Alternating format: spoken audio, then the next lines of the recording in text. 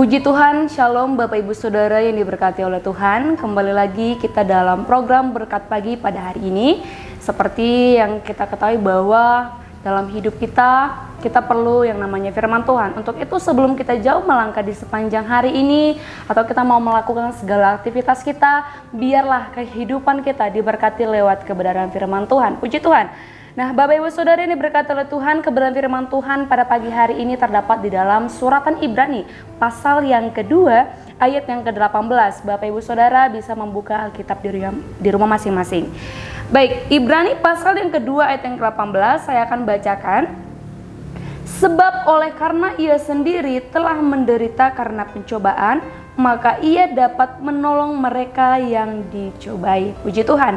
Nah, Bapak Ibu Saudara ini berkata oleh Tuhan, suratan Ibrani ini ya tidak disebutkan secara teliti siapa penulisnya. Namun banyak ahli percaya bahwa yang menulis surat Ibrani ini adalah Paulus ya. Dan di dalam ayat pembacaan kita pada pagi hari ini, Ibrani 2 pasal yang ke-18 menekankan bahwa Yesus Kristus telah mengalami pencobaan sehingga ia dapat memahami dan menolong orang-orang yang mengalami hal yang sama yang seperti Tuhan alami. Nah, Bapak Ibu Saudara yang diberkati oleh Tuhan, ya dalam hidup ini tentu ada banyak hal-hal yang kadang kita tidak dapat mengerti. Ada banyak jalan-jalan yang sulit untuk kita pahami. Ujian dan masalah, pencobaan pasti akan selalu ada. Dan itu memang tidak dapat dipungkiri. Ya Bapak Ibu, namun siapa yang ingin mengalami pencobaan? Ya secara manusia tentu tidak ada yang mau. Tidak ada yang mau berada di dalam pencobaan. Ya. Namun dalam ayat ini yang kita harus ketahui adalah bahwa Allah itu adalah sahabat kita. Dia selalu ada di setiap keadaan kita. Bahkan kita berada di dalam pencobaan, masalah atau apapun itu, di sana dikatakan dapat menolong mereka. Artinya dapat menolong kita. Kalau kita membuka di dalam Yakobus pasal yang pertama, Yakobus pasal yang pertama, Bapak Ibu Saudara bisa memperhatikan Alkitabnya. Yakobus pasal yang pertama ayat yang kedua sampai yang ketiga saya akan bacakan. Saudara-saudaraku, anggaplah sebagai suatu kebahagiaan apabila kamu jatuh ke dalam berbagai-bagai pencobaan, sebab kamu tahu bahwa ujian terhadap imanmu itu menghasilkan ketekunan. Nah, Bapak Ibu Saudara perhatikan ayat yang kedua. Di sana dikatakan anggaplah sebagai suatu kebahagiaan apabila kamu jatuh ke dalam berbagai-bagai pencobaan. Kalau kita mau pikir secara logika, bagaimana caranya? Ya, bagaimana cara kita mau menganggap menjadi suatu kebahagiaan ketika kita di dalam pencobaan? Sangat sulit Bapak Ibu Saudara, sangat sulit. Itu adalah hal yang sangat sulit untuk dilakukan. Ya, setiap manusia ingin perjalanan hidupnya baik-baik saja. Namun firman Tuhan katakan anggaplah menjadi suatu kebahagiaan. Di ayat yang ketiga, supaya kamu tahu bahwa ujian terhadap imanmu itu menghasilkan ketekunan. Ternyata di balik itu ya ada iman kita yang diproses, ada iman kita yang dibentuk. Di sana dikatakan untuk menghasilkan ketekunan. Nah, Bapak Ibu Saudara yang diberkati oleh Tuhan, berbicara tentang iman, ya sering sekali kita mempunyai iman yang sangat mudah tergoyahkan. Ketika kita berada dalam masalah, pencobaan, kita memiliki rasa keraguan di dalam diri kita, di dalam hati kita. Sering banyak pertanyaan kepada Tuhan, Tuhan ini bagaimana? Tuhan ini kenapa terjadi? Tuhan kenapa ini Tuhan izinkan? Tuhan kenapa ini Tuhan berikan dalam hidup saya? Kenapa Tuhan memberikan pencobaan ini kepada saya? Kalau kita memperhatikan di dalam Yakobus pasal yang pertama ayat yang ke-13, ya Bapak Ibu Saudara yang berkata Tuhan, ini sering sekali perkataan atau ucapan yang sering diucapkan oleh manusia ketika berada di dalam masalah atau pencobaan. Di sana dikatakan, apabila seorang dicobai, janganlah ia berkata, pencobaan ini datang dari Allah. Perhatikan baik-baik Bapak Ibu, pencobaan ini datang dari Allah. Sebab Allah tidak dapat dicobai oleh yang jahat, dan ia sendiri tidak mencobai siapapun. Ini firman Tuhan, jelas dikatakan bahwa pencobaan itu tidak datang dari Allah. Ya, sebab Allah tidak dapat dicobai oleh yang jahat dan dia tidak mencobai siapapun.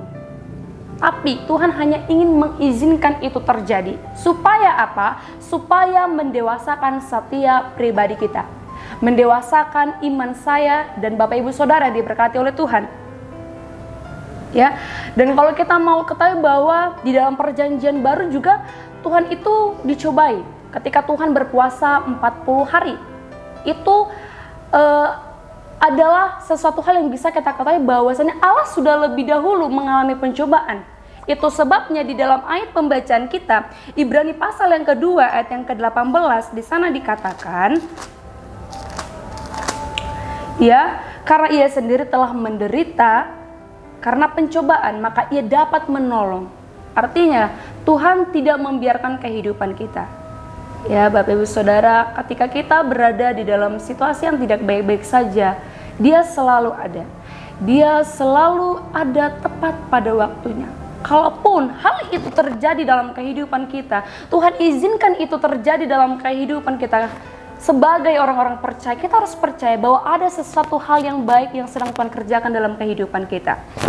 Kalau kita membuka di dalam 1 Korintus pasal yang ke-10 ayat yang ke-13 saya akan bacakan.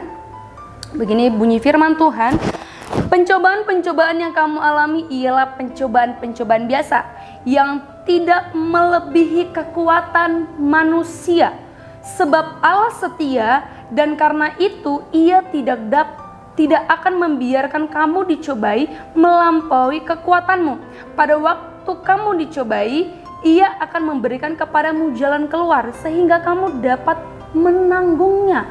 Jelas firman Tuhan katakan pencobaan-pencobaan yang kita alami itu adalah pencobaan yang biasa.